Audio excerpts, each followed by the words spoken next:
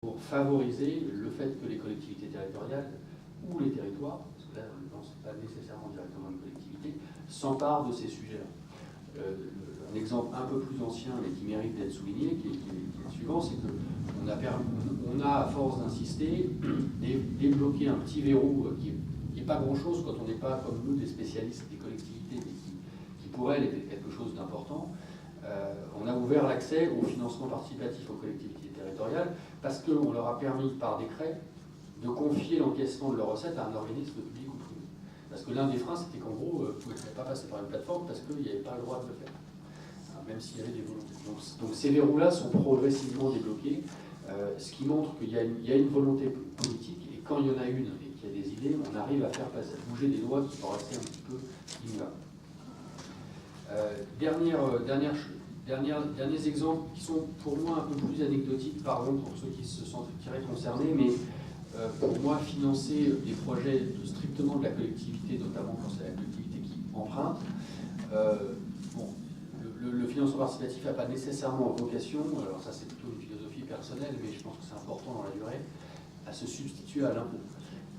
Je dirais, c'est pas un consentement supplémentaire à l'impôt, c'est une autre manière de s'engager qui flèche, mais il ne s'agit pas de se substituer à ce que aux ressources normales de la collectivité. Donc il peut arriver effectivement que des collectivités empruntent en financement participatif, mais je dirais que ce n'est pas nécessairement le plus fréquent. Je pense que la vocation du financement participatif, c'est plutôt d'être utilisé comme un outil d'animation du territoire, de susciter son utilisation par les différents acteurs, y compris publics, les musées ou d'autres, et de susciter le développement des acteurs économiques du territoire par son usage.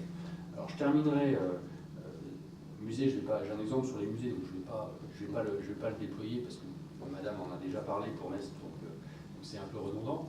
Mais je terminerai par une suggestion qui ne s'est pas encore faite, pour vous donner des idées de ce qui est, à mon avis, encore à construire.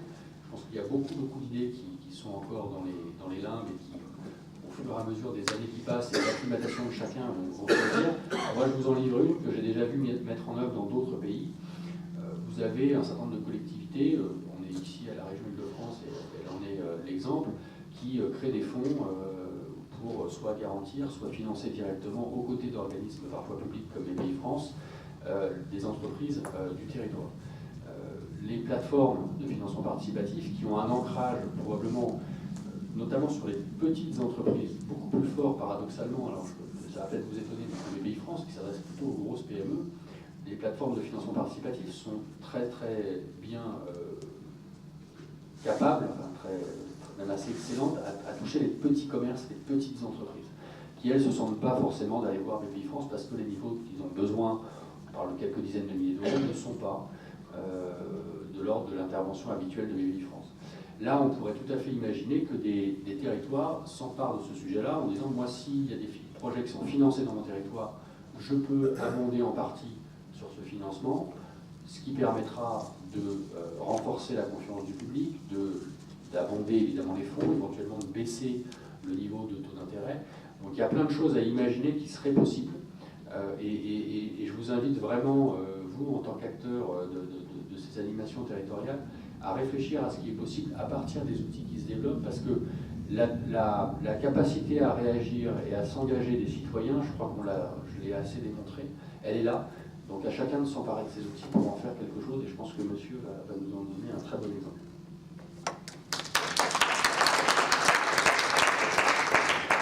Merci beaucoup pour cette présentation très intéressante et dans laquelle, au titre de laquelle je ferai quelques petits commentaires. La première chose, c'est le caractère récent.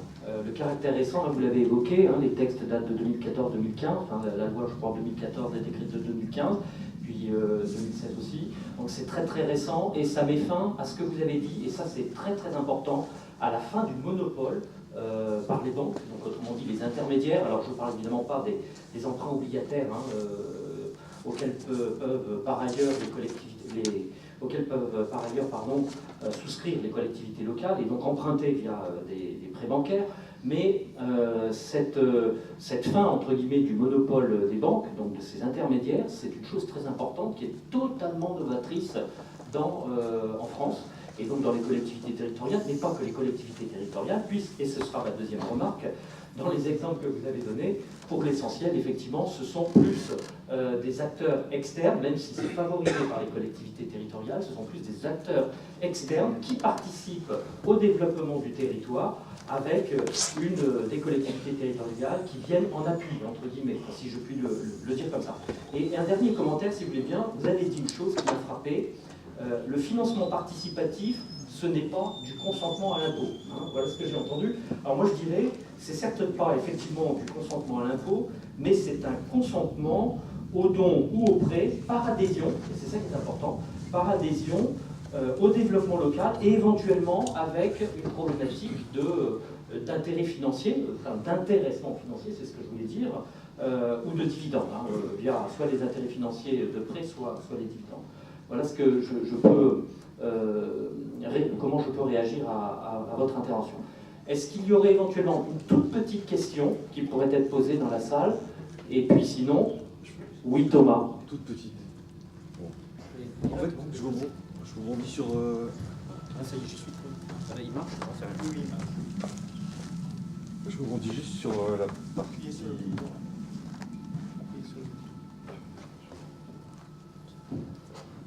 Oui, je rebondis juste sur la partie, à la fin, ce que vous avez dit sur les projets publics. Je pense que le raisonnement de dire que les projets portés par les collectivités n'ont pas forcément vocation à être financés comme ça, moi je ferais une différence avec l'histoire du prêt quand même, parce que le prêt qui serait abondé par des particuliers, par des plateformes pour des projets locaux très ciblés, c'est un peu le circuit court du prêt finalement, pour reprendre votre expression. Et je crois que les expériences menées pour l'instant ne fonctionnent pas très bien. Je crois qu'il y a une plateforme qui est dédiée à ça. Je n'ai pas vu, enfin, sauf si je suis pas allé récemment dessus, ça ne marche pas bien.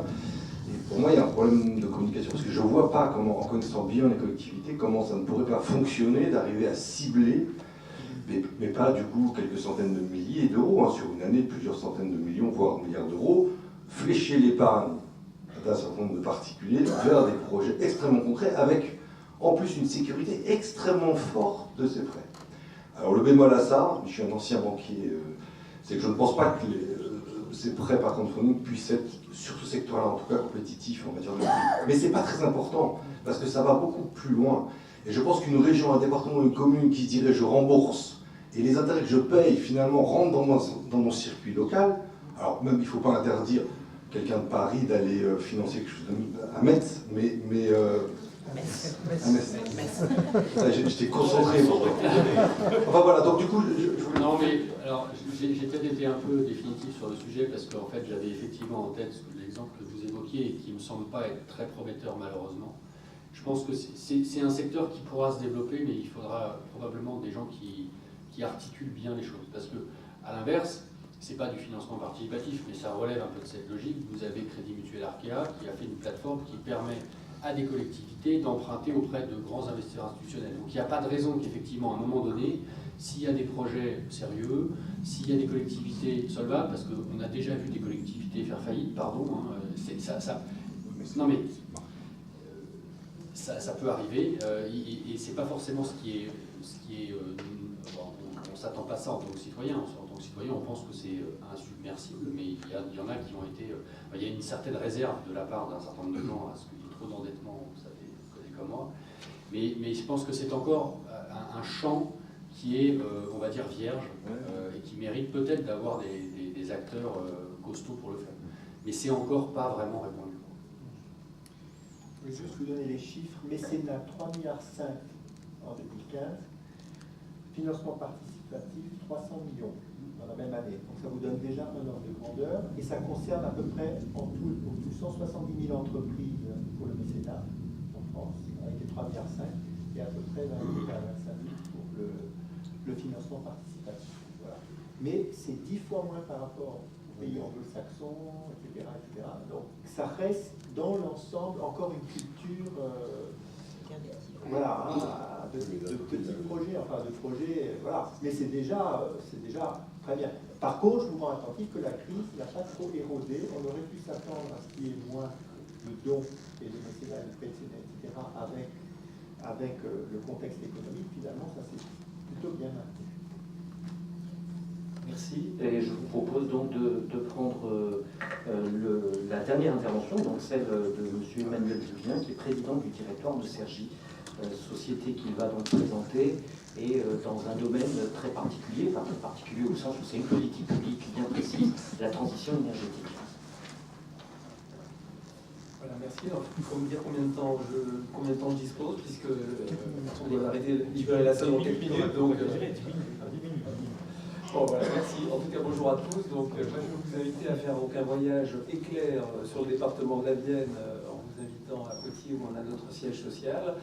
Donc, pour vous présenter un schéma un peu particulier de partenariat public-privé, comme c'était évoqué en début de séance, et qui n'est pas du tout du partenariat public-privé, puisque c'est le domaine de l'économie mixte, dans lequel les collectivités sont engagées directement dans des entreprises sans être du partenariat public-privé. Donc je vais zoomer sur notre exemple sur le département de la Vienne avec Cergy, puisque nous sommes une entreprise créée par une collectivité territoriale qui est notre syndicat intercommunal d'énergie du département de la Vienne, qui regroupe la quasi-totalité des communes du département, puisque nous avons 265 communes représentées dans ce syndicat intercommunal. Donc Cergy, quelques mots en haut à gauche, c'est une SAS, donc juridiquement on est une société par action simplifiée, donc une société privée totalement, de droit privé totalement. Capital social, donc 10 millions d'euros, on a été créé en 2001, et notre création était une création en SEM, en Société d'économie mixte, et nous sommes passés SAS depuis le 1er janvier 2017. Nos missions, c'est la production d'électricité et de gaz d'origine renouvelable. Donc on surfe sur la transition énergétique et sur les thématiques qui ont alimenté les médias ces dernières heures avec la conférence de Paris qui s'est conclue hier. Notre schéma d'organisation, qui est la diapositive suivante, alors qui va vous effrayer pour des représentants de collectivités, mais c'est notre schéma d'organisation réel, où vous avez tout en haut du schéma Énergie Vienne, qui est notre syndicat intercommunal. Donc c'est bien là qu'on retrouve les 265 communes représentées. Donc c'est un syndicat intercommunal qui a été créé au siècle dernier. Donc c'est pas un vieux légume, je dirais c'est plutôt une vieille bouteille de vin, et donc qui a été acteur du développement d'électricité sur le territoire, puis plus récemment du gaz et d'un certain nombre de services tels que l'éclairage public qui était présenté et évoqué tout à l'heure. Donc le syndicat Énergie Vienne est à la tête, c'est vraiment notre holding, et je dirais sans ce syndicat, nous n'existerions pas aujourd'hui, et sans la volonté de nos élus, nous ne serions pas ce que nous sommes aujourd'hui. Derrière le syndicat, nous avons Sorégie, qui est une société d'économie mixte, c'est-à-dire détenue à majorité par le syndicat intercommunal, puisque vous voyez, il détient près de 84% du capital social, le capital complémentaire étant apporté par des partenaires privés, donc en l'occurrence deux banques principales, la Caisse des dépôts et le Crédit Agricole Touraine-Poitou, donc de notre territoire. Donc Cergy est notre fournisseur d'électricité et de gaz, puisque sur le département de la Vienne, à part la ville de Poitiers pour faire très simple, nous n'avons pas le schéma national, ERDF et GRDF, nous avons notre distributeur non nationalisé, ancienne régie d'électricité, créé par les élus, et donc qui, depuis 1923, sont déjà acteurs d'entreprises et sont impliqués directement dans nos entreprises. Donc Sorégie, c'est ce fournisseur d'électricité et de gaz, et vous voyez que Sorégie a deux filiales. La filiale SRD qui est à votre gauche, qui est notre gestionnaire de réseau, c'est l'équivalent d'Enedis, de RDF, et puis de l'autre côté, Cergy, qui est la filiale, donc producteur d'électricité d'origine renouvelable. Donc vous voyez que derrière nos élus, on a un petit monde de l'énergie, Sorégie qui est un peu l'équivalent d'EDF, GDF, SRD qui est l'équivalent d'Enedis, et Cergy qui est l'équivalent d'EDF Énergie Nouvelle. Mais à la différence, c'est que toute la gouvernance de nos entreprises est vraiment pilotée par des élus, avec des élus qui sont à notre conseil de surveillance. Donc on a une implication directe, et nos entreprises sont donc une déclinaison d'une politique économique, territoriale, et d'une politique de développement de territoire sur le département de la Vienne, mais pas que, comme on le verra tout à l'heure. Et puis derrière Cergy, le monde des énergies renouvelables, le monde de la transition énergétique, non, toujours ce schéma d'organisation s'il vous plaît. Derrière Cergy, le monde de l'énergie, c'est des sociétés de projet, ce qu'on appelle des sociétés de projet, dans lesquels on rattache un parc éolien, un projet photovoltaïque, une râpe de toiture, un projet de méthanisation. Et donc, à chaque fois que l'occasion nous est donnée sur tous les projets, nous avons bien souvent la création d'une société de projet spécifique dans laquelle nous avons des participations qui peuvent être minoritaires, vous voyez des pourcentages, je ne vais pas rentrer dans le détail, mais qui peuvent être également à 100%. On a des filiales qui sont à 100% détenues par Cergy. Donc notre activité de développement d'énergie renouvelable, elle peut être portée soit par Cergy directement en tant qu'actif, dans l'exploitation et l'activité d'entreprise, soit dans le cadre d'un certain nombre de filiales et de participations, ce qui est le propre des énergies renouvelables. La diapositive suivante, je ne vais pas m'apesantir, c'est juste en illustration les domaines d'activité dans lesquels nous sommes. L'éolien, ce n'est pas l'éolien de jardin, c'est l'éolien industriel tel que vous pouvez les voir implanté le long notamment des lignes LGV partant de Paris, par exemple. La diapositive suivante, c'est un peu le chiffrage, on n'a pas le temps. Juste zoomer, vous avez donc les départements sur lesquels nous sommes installés. Donc 86, c'est le département de la Vienne, donc c'est Poitiers. Vous voyez que la plupart de nos parcs éoliens sont en Vienne, mais nous en avons un qui n'est pas en Vienne. Vous avez Avessac, 44. 44, c'est la Loire-Atlantique. C'est pas du tout notre région. En Nouvelle-Aquitaine, c'est pas du tout la Nouvelle-Aquitaine. Et vous voyez que dès lors que les statuts de nos sociétés sont bien rédigés, ça nous permet de sortir du territoire historique et du territoire de nos collectivités. Donc même si on a été créé par les élus du département de la Vienne, ça ne nous interdit pas d'aller investir en dehors du département pour saisir des opportunités qui se présentent. Photovoltaïque, je ne détaille pas non plus, on n'a pas le temps. Les chiffres. On est également, la diapositive suivante, actionnaire d'un certain nombre de projets de valorisation du biogaz issu de la décomposition des ordures ménagères. Avec nos ordures, on arrive à faire de l'énergie. C'est ça le développement durable. On est en plein dans le développement durable. Et la diapositive suivante, c'est la même chose, mais sur des déchets agricoles. C'est ce qu'on appelle la méthanisation, qui permet de générer du gaz avec la décomposition de matières agricoles, de déchets agricoles, tels que du lisier, par exemple. Bienvenue à la ferme.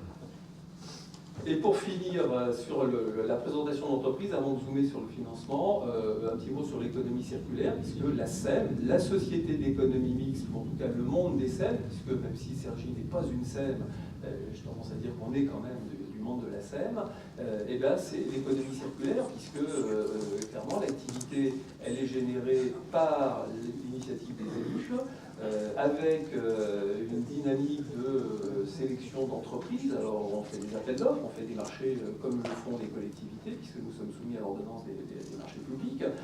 Mais par contre, nos critères de choix sont des critères de choix pour le développement de nos activités. Et autant que faire se peut, dans nos critères de choix, on essaye de retenir des entreprises locales quand elles ont la compétence et qu'elles arrivent à se positionner convenablement d'un point de vue économique. Et puis enfin, l'économie circulaire, c'est aussi des retombées économiques, puisque notre activité aujourd'hui, elle est bénéficiaire. C'est toujours un sujet tabou quand on est devant des élus ou devant des fonctionnaires territoriaux de parler de résultats, mais clairement, nos activités sont bénéficiaires. Le résultat d'exploitation, il est positif. Nous payons de l'impôt sur les sociétés et les résultats de l'activité, les dividendes, clairement de l'activité, remontent à nos actionnaires, donc remontent à notre syndicat d'électricité. Alors pas directement aux communes, mais ça remonte aux syndicats. Et ces résultats permettent d'être réinvestis dans l'économie circulaire, soit dans l'enfouissement de nos réseaux, soit dans des travaux d'éclairage public pour mettre en place des LED, soit des opérations de maîtrise de la demande en énergie, soit également de réinvestir dans d'autres projets d'énergie renouvelable. Donc voilà quelques mots les caractéristiques de la SEM. Alors là, la diapo sur les chiffres, je ne vais pas revenir dessus. Le résultat net 2016, c'était 1,6 million d'euros. Bon, ça commence à peser un peu. Et puis les investissements, vous voyez, à ce jour, on a fait 200 millions d'euros d'investissement et on a 300 millions d'euros d'investissement dans les énergies renouvelables dans les 7 années qui viennent. Et au niveau développement durable, quelques chiffres de la diapositive suivante. On représente 126 gigawattheures, ça ne va pas vous parler, mais je vais traduire ça en nombre d'habitants. Aujourd'hui, le volume de notre actif, de notre production, c'est l'équivalent de 63 000 habitants, ce qui est peu à l'échelle de la région parisienne ou de l'Île-de-France, mais ce qui, pour notre département, ça commence à compter, puisqu'on a 400 000 habitants sur le département de l'Isère, donc on commence à avoir une contribution significative sur le mix énergétique de notre département. Donc voilà pour notre schéma d'organisation, et là je zoome dans les minutes qui me restent sur le financement participatif et le financement de manière générale, puisque, comme l'a rappelé Nicolas, dès que la loi l'a permis, on a nous souhaité lancer des initiatives en la matière. On est déjà dans le domaine du collectif, de la collectivité, mais on n'était pas dans le domaine du citoyen, puisque on ne permettait pas encore aux citoyens d'être à nos côtés dans nos sociétés ou d'investir dans nos projets. Et donc c'est ce que nous avons fait depuis la suppression du monopole bancaire, que nous rappelait Nicolas à l'instant, avec deux mécanismes d'intervention. Le premier mécanisme d'intervention, c'est d'utiliser du crowd lending, donc de l'emprunt auprès des citoyens. Alors on l'a fait avec deux schémas.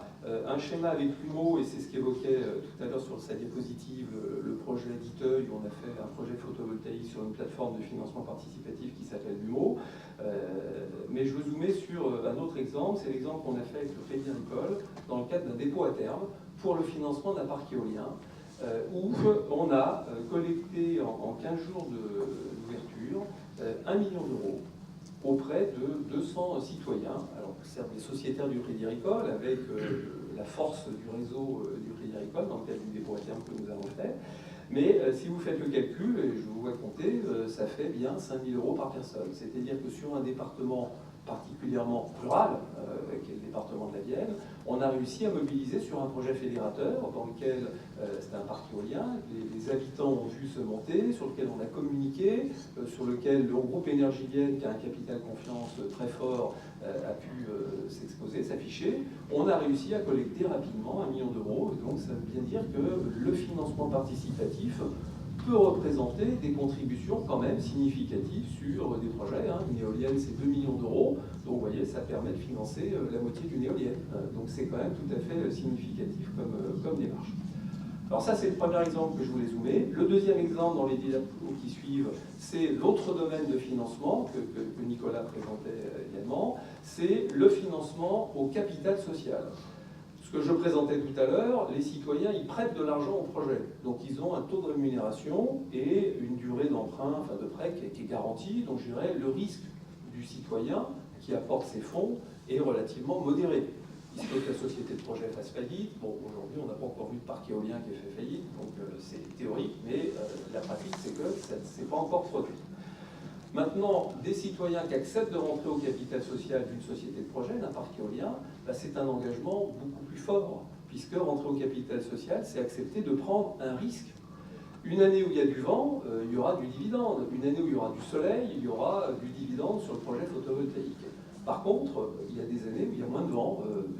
2017, par exemple, n'est pas une très bonne année pour l'instant, même si ces jours-ci, on fait tourner les compteurs, mais l'année n'a pas été toute bonne, donc il est probable qu'on ne verse pas beaucoup de dividendes. Cette année-là, les citoyens qui ont investi, ils n'auront pas de revenus. Donc il y a un risque en tant qu'actionnaire d'une société, en tant que participant capital d'une société. Donc c'est un engagement plus fort. Donc on a quand même souhaité engager ça, parce qu'il y a des citoyens qui ont la volonté de le faire, et c'est le cas d'un parc éolien qu'on a sur le département de la Vienne, où vous voyez, on a apporté, nous, Cergy, 80% des fonds propres, et on a ouvert 20% des fonds propres, donc 20% du capital social, à Énergie Partagée, qui est un fonds d'investissement citoyen national, qui mutualise les investissements des citoyens dans différents projets d'énergie. Donc, premier exemple de financement participatif. Deuxième exemple, financement participatif en capital social sur le parc d'Afsac, donc la diapositive suivante. Le parc éolien d'Afsac, donc ça c'est le parc de Loire-Atlantique, qui est le premier parc national 100% collectif et citoyen, parce qu'on a réussi à mettre autour de table, en plus de l'emprunt, évidemment, au capital social, on a Cergy qui a pris 51% du capital social, donc Cergy collectivité ou émanation de collectivité. Éolienne en Pays de Vilaine, qui est une association bretonne qui vraiment est acteur de la transition énergétique, qui se mobilise pour réaliser des projets éoliens sur la Bretagne. Donc ils ont pris 23% du capital social. On a 3% du capital qui a été pris par Énergie Partagée, c'est le fonds d'investissement citoyen que je présentais tout à l'heure. Et puis enfin, 23% qui a été pris par une autre SEM, alors qui est peut-être connu ici, puisque c'est la SEM CIP-ENR, qui a été créée par les élus du syndicat d'énergie de la périphérie de Paris, le CIPEREC, donc le syndicat en gros d'électricité de l'Île-de-France. Donc 23%. Et donc on a un projet 100% collectif et citoyen. On a des citoyens au capital et on a des collectivités via leur société d'économie mixte ou leur filiale de société d'économie mixte. Et puis enfin, le dernier exemple que je voulais vous présenter, c'est une disposition toute récente de la loi sur la transition énergétique, et là qui peut vraiment concerner toutes les collectivités locales directement. C'est un article de la loi qui permet aux collectivités de prendre des parts directement dans des sociétés de projet sans passer par la case société d'économie mixte. La loi sur la transition énergétique permet, pour des projets de la transition énergétique, donc des projets de production d'électricité et de gaz, de rentrer au capital directement de projets. Donc c'est ce que nous avons fait sur la Charente, en partenariat avec Qualitum, qui est le syndicat de collecte et de traitement des ordures ménagères de la Charente, donc une collectivité, qui a pris 20% du capital social de la société. Le SDEG 16, c'est le syndicat départemental d'électricité et de gaz de la Charente, qui a pris 20% du capital directement dans la société, et Sergi, qui a pris 60% du capital. Nous avons créé avec ces collectivités une société de projet pour développer une politique territoriale des élus charentais, que de développer un projet photovoltaïque sur les centres d'enfouissement des ordures ménagères de Qualitum, qui présentent de nombreux hectares potentiellement équipables en photovoltaïque, et la société de projet a été créée pour ça. Et donc c'est pour moi un parfait exemple, et je souhaite finir sur celui-ci, pour illustrer comment, avec des structures telles que les nôtres, ou avec des sociétés de projet dans les énergies renouvelables, eh bien on arrive à décliner une politique territoriale énergétique avec des investissements qui peuvent représenter des sommes conséquentes. Et c'est peut-être, à mon sens, voilà, un volet, ou en tout cas une ouverture alternative au financement traditionnel des collectivités pour développer une politique territoriale. Voilà, j'en finis là sur cet exemple, et merci de votre attention. Merci. À mon sens, en tous les cas, un très très bon exemple de ce que des collectivités territoriales, en l'occurrence qui pilotent la structure, peuvent faire en essayant de jouer sur toutes les manettes, je dirais, juridico-économiques, et notamment en raisonnant en termes d'adaptation au texte, en termes d'optimisation. Alors, j'ose pas parler d'optimisation fiscale, parce que c'est un gros mot en ce moment, donc je ne vais pas l'utiliser, mais optimisation en tous les cas, économique, ça c'est sûr. À ce titre-là, il me semblait que c'était un bon exemple qui pouvait vous être soumis. Est-ce qu'il y aurait des questions dans la salle? Il y aura juste peut-être qu'une seule question. Après, je vois qu'il y a une question, c'est parfait. On va vous apporter un micro.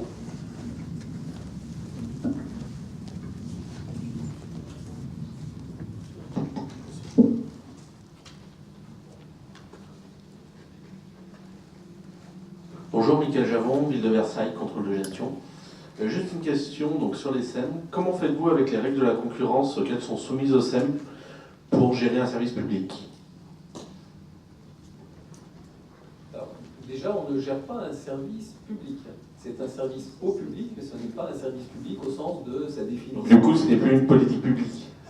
C'est une politique de développement territorial, sur en tout cas le développement de la transition énergétique. Donc en termes de règles de la concurrence, les choses sont très simples. Que ce soit la SEM, Maison Mère, ou que ce soit Sergi et ses filiales, nous sommes soumis aux règles des ordonnances de marché public. Donc nous appliquons le mécanisme de marché public ou équivalent avec la publicité, une commission des marchés, pour attribuer... Alors, c'est peut-être pas dans ce sens-là, pardon, je me suis mal exprimé, c'est pas vous, comment vous mettez en concurrence, mais comment vous êtes mis en concurrence par votre syndicat qui a des projets publics. Alors, la mise en concurrence de notre syndicat ne se pose pas dans le sens où notre syndicat n'a pas lui-même d'actifs. Il n'est pas propriétaire de bâtiments publics.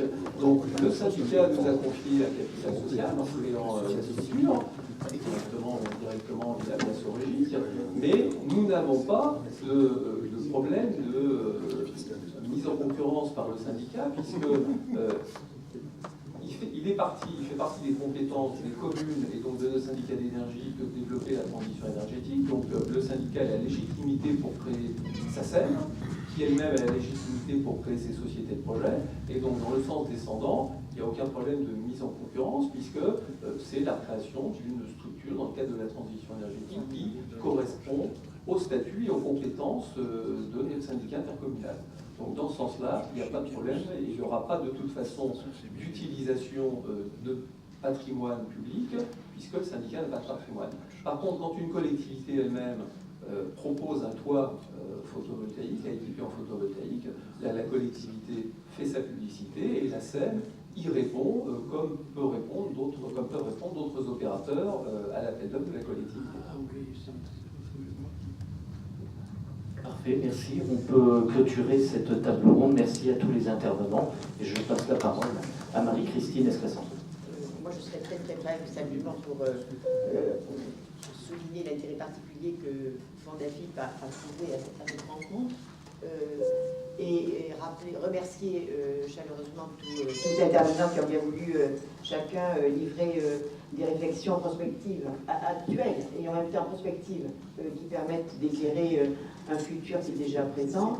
Je voudrais rappeler à notre public que les actes de ce colloque seront publiés dans un prochain numéro de la Revue française des finances publiques. Et donc, il y aura un écrit qui pourra matérialiser cette rencontre. En tout cas, merci à tous pour ces éclairages extrêmement intéressants. Et je voudrais remercier également M. Brenner qui nous a accueillis et aidés pour l'organisation de cette rencontre. Et remercier naturellement le Conseil de la région d'Île-de-France qui est bien venu nous accueillir dans ces magnifiques locaux. Plus pour longtemps. Plus pour longtemps. Mais enfin, bon, on aura eu au moins le privilège de les connaître. Voilà, et je passe la parole au vice-président du Conseil régional. Enfin, pas, moi je suis que le rapporteur du Césaire. Non, ma culture me fait dire que quand même, deux choses. Premièrement, quand j'étais à l'école, on m'a appris la territorialité de l'impôt. On voit bien qu'en ce moment, c'est un domaine qui est en train de complètement exploser. Ça correspond et quand je dis d'impôt, des protections sociales, enfin des cotisations sociales. Et ne pas se poser la question de cette problématique-là est un vrai sujet. Bien. Et quand je prends, par exemple, le budget de la région Île-de-France, il faut quand même savoir qu'un quart des recettes de fonctionnement, c'est des taxes sur l'essence. C'est quand même intéressant, si vous voulez, d'avoir ce chiffre en tête, en disant il y a 1 milliard d'euros qui vient de la consommation d'essence des véhicules sur l'Île-de-France qui finance la région. Deuxième enseignement que je tirerai là, c'est que, je sais pas, ceux qui lisent, vous connaissez les finances locales, mais quand on lit les rapports de qui finance quoi, on voit même de la TVA qui finance des régimes sociaux, enfin on voit de tout et n'importe quoi, je me rends compte qu'à écouter un peu tout le monde, quand le citoyen sait à quoi sert son argent, il a tendance à payer bien volontiers. Et quand il ne comprend rien aux ressources des gens qui sont en face de lui, il a un oursin dans la poche, et c'est parfaitement légitime.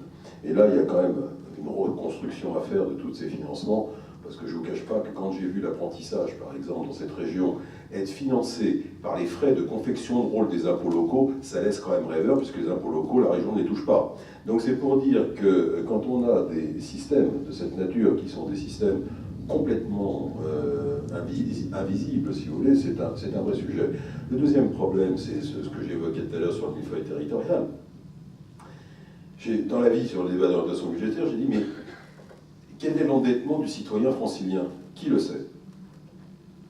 On peut le déterminer par tête de pipe au niveau de la région, de la commune, des départements, de la métropole, du STIF, etc. On ne sait pas. Donc ce qui montre bien que là aussi, pour que le citoyen comprenne, il y a intérêt à améliorer sérieusement l'information financière, à la fois quant à sa lecture et quant à sa crédibilité. Je veux dire que certaines manips qui peuvent être faites ne poussent pas à la crédibilité. Et puis, dernière réflexion d'expert comptable, quand j'ai vu l'organigramme que vous avez présenté, j'ai dit chapeau celui qui fait la conso des comptes, parce que là, c'est quand même un vrai boulot. Voilà, c'est tout ce que je peux vous dire.